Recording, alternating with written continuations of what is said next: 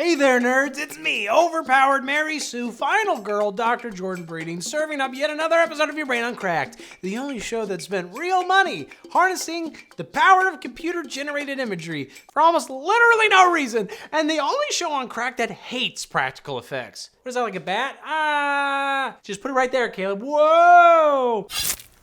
Ow. Got me. Now, the great responsibility part of my great power is that I'm often forced to peer into the depths of hell and report my findings. And by hell, I mean shitty horror movies. And by findings, I mean shitty horror movie hot takes. Shitty movie horror hot takes. Shitty hot take a movie like. Look, ever since Gene Roddenberry's Saw invented the whole genre, horror movies have become one of Hollywood's main festering staples. And though they typically focus on unhinged lunatics with a shocking lack of respect for personal privacy and the rules of the road, maximum terror, many of the actual movies themselves rigidly adhere to a few specific and surprisingly inflexible laws. Laws as rigid and inflexible as the corpse of my Uncle Jeff.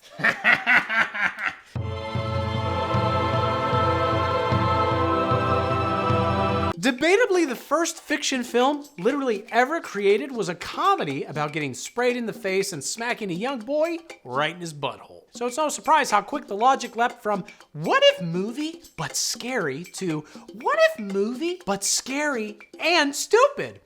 You. Thusly, horror comedy was born, buttholes included. Fast forward about 100 years and the genre has evolved again. Now, it's movies, but scary, but stupid, but boobies. when the sun goes down, things really start to heat up. Because for whatever reason, if your zombie film is supposed to be one of the fun ones as opposed to the serious and important ones, you better believe it's gonna have zombie strippers all up in it. Now, obviously, there are entire movies where that's literally the whole point, like Zombie Strippers, Stripperland, All Cheerleaders Die, Legends of the Guardians, The House of Ga'Hoole, and other movies we all have agreed to pretend we never saw. I need you to stay here with your friends and these owlets.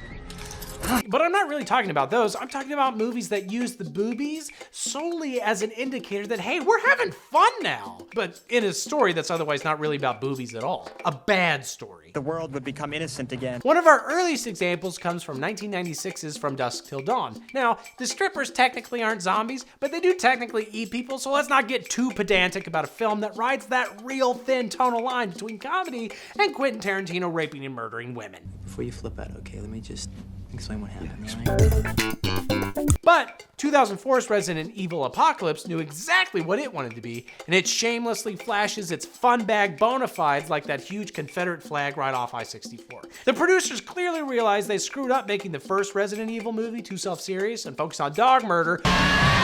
So they offered up stumbling zombie strippers and Mike Epps as a belated apology and to ensure audiences that they too were in on the booby jokes this time around. 10 points! The fun booby window dressing gets even soapier in 2009's Zombieland. The only stripper zombie we see is right at the beginning, sporting full-on nipple tassels and extreme slow-mo, but it's a great way to set viewer expectation that this ain't your grandma's horrifically violent zombie movie. Time to nut up or shut. From there, we get almost identical representations in 2015's Scout's Guide to the Zombie Apocalypse, which is granted basically the same movie, or more recently in 2021's Army of the Dead, which includes not just zombie strippers, but also like an evil leader zombie that's like a pregnant, sexy dancer at worst. And the movie is a bit more on the serious side, but then again, it also frequently allows this moron to speak. It's just so weird how this trope reanimates every 5 to 10 years like the passing of Candy's comet. Like every half decade or so, somebody wakes up and says, hey, wouldn't it be wacky if sex workers also suffered during a global pandemic? Most importantly, will you all fund my 2026 zombie stripper movie called Dead Panties or Crotch Rot or maybe another title? We've got a couple years until Candy returns. She's coming. Who's coming? What's coming? She? Who's she? No. So say you're being stalked by some unspeakable horror from the very pit of hell again, and you really need to figure out how to defeat it before it murders you while you're open air blowing your boyfriend in the woods. I'm chilly. Now, you could cleverly observe its attack methods or analyze similarities between its victims and build a viable strategy based on your findings, or you could just Google it. It might be literally the single most boring and basic way to solve a problem, but at least if you accidentally click one of the 7,000 ads pretending to be an actual answer, you'll make King Google just a little bit richer. Of course, in movies, you can't actually use Google. You have to use some sort of off-brand like Gigablast, which is apparently real, or Chum Hum, which is apparently not real. Chum hum. Now, the idea of researching your otherworldly nemesis isn't a new trope by any means. Hundreds of horror movies take detours to the library to check out a bunch of ancient tomes on some specific prehistorical prophecy or Celtic lore that offers a bunch of exposition on the monster devouring the town's horniest teens. And that's still mostly fine because there's still something tactile about thumbing through dusty old books and newspaper microprint, and it's also a slow enough process that the library itself can often become a target location for an attack. But in more modern movies, like the Elm Street remake or basically every Final Destination, they don't do much more than flip open their laptop. In Elm Street, the character gets so bored they literally fall asleep and have a freaky dream. And after the 4th straight movie where Final Destination characters Googled that time Devin Sawa survived a plane crash only to be killed by a loose brick off screen, I seriously considered crashing a log truck into New Line Cinema's house. Okay, don't laugh, but we stayed up Googling John C. Even random monster movies like the recent Godzilla King of Monsters grind to a halt so a submarine lady can inform everyone that her Google foo revealed that yeah, some of the monsters are old. Apparently Godzilla wasn't pooped out like 3 years ago. Thanks, submarine lady. Divine creatures who brought wisdom, strength, even John C. This is yet another reason why It Follows is so great. There's literally no information on what the hell this monster is or what's going on, so the characters piece together a wet defense strategy based solely on observation and logic. That's a lot cooler than watching Micah Monroe searching tall boy sex monster house stop on GigaChad search Bing. You want it? Maybe in a little bit.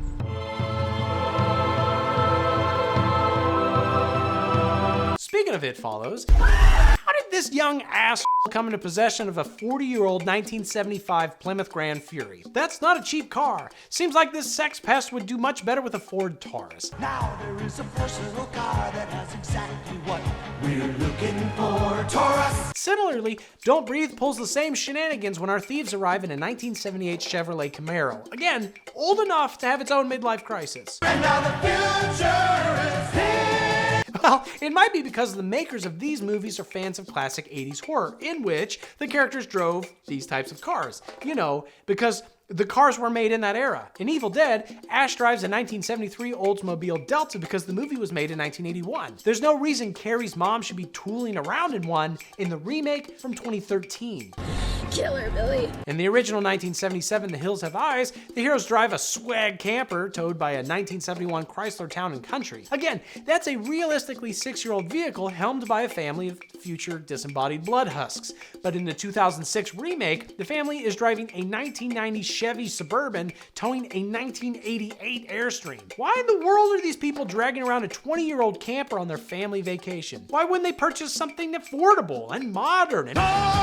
It's not inherently a problem or anything, except it can really pull you out of the film. Like take the 1998 film Halloween H2O, when Michael Myers steals a 1971 Buick Skylark until it breaks down at a rest stop. In a tense moment, a woman and her young daughter pull up to the same stop and use the bathroom, only to have Myers yank her purse and drive off with her 1956 International Harvester Travelall. Run, Nick! You always doing this.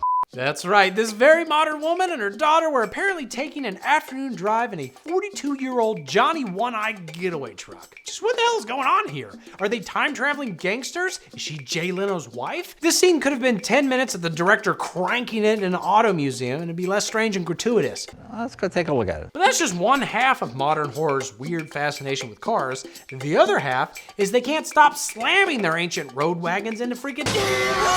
Seriously, it happens in Train to Busan, Get Out, The Voices, Cabin Fever, A Cure for Wellness, The Monster, and The Invitation, just to name a few. It's not recent, but a similar thing even happens in StarCraft, except to a dog. Looks like you mashed some poor fella's dog, Sarge. I realize that, you gotta find a way to ruin the character's cars so they can't easily escape or it's just another way to instill a sense of foreboding, but come on, there are other ways. The recent A25 movie, Bodies, has the car get smashed during a hurricane while all the potential drivers get smashed on special Gen Z drugs and liquors. See? Simple.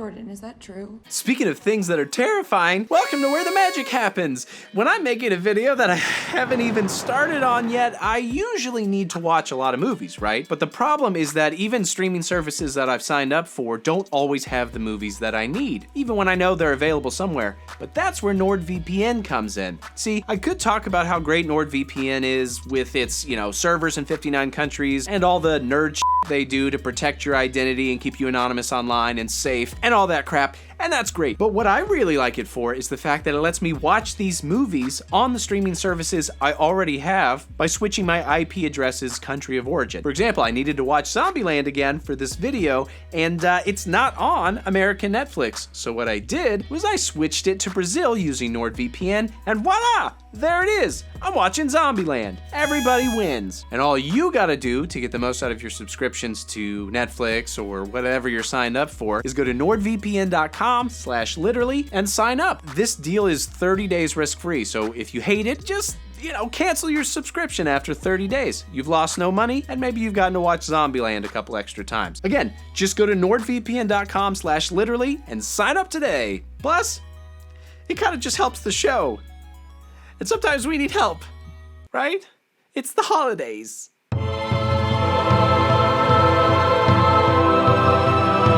All right, so this isn't exclusively a horror thing, but I still feel like it's worth mentioning. Why make head fall off when no dead yet? Jordan. Let me clarify. Around the dawn of the new millennium, many brave horror films dared to ask, how productive might a person be without all of the head? We saw it in Bill Nighy's Half a Dome Slice in Underworld, and when that boy was all fenced to bits in Final Destination, the log truck one, and when that Resident Evil dude shaved his neck too hard with a Layers Resident laser. In each instance, it's ridiculous how far the headless one is able to stagger without the full or sometimes any use of their brain. It's almost as ridiculous as how far they really pushed that $38 graphics budget. Oh, you need to shoot him in the head. But at least those were silly horror movies, clearly created with the express purpose of causing middle school me to stand up in Ben's living room and go, holy shit, did you see that, Ben? Even though Ben usually fell asleep pretty early in movies, and I don't think he really liked horror that much anyway. But if this was so prevalent in aughts garbage horror, why does it still continue today? One of the most egregious examples is in, spoiler alert, Breaking Bad, when Gus Fring's face gets all Los Pollos estyle. I mean, yes, it's rad as hell, and yes, I did stand up and cheer alone in my room as a full-grown man with Ben nowhere to be found. But what an odd thing to add to an otherwise fairly grounded drama. The explosion murder was incredible enough. Having Gus walk around for a minute and adjust his tie comes dangerously close to mething the shark. It's definitely cool, but also just as definitely reality breaking. All for a C-movie trope that's been around forever. More recently, this strangely specific cranial trope popped up in Bullet Train, which is, yes, heightened and stupid, but also, can't we come up with a new thing? Have we run out of ways to kill people that are more shocking than, surprise, the head no work good, I'm rated R, but that's so wacky? Dude, I don't even know you! When a whole movie's premise is crazy, choreographed violence from the genre-defining mind of one of the stunt dudes who brought us John Wick, you'd think there'd be something splashier than, again, half a face getting Chekhoved off by a gun we've known was rigged for almost the entire runtime. Have him run shotguns akimbo using only his butt cheeks or something. Have half of somebody's butt slide off their butt. I feel like there's very little progress being made in the butt-specific gunplay genre. This is your chance, Gene Roddenberry. Get back in the game, in the butt game. Now, every man's fantasy is about to come. God, what the fart, dude? What the fart, man? What's going on with you, man? You water anything? No. I feel like my head. Ugh.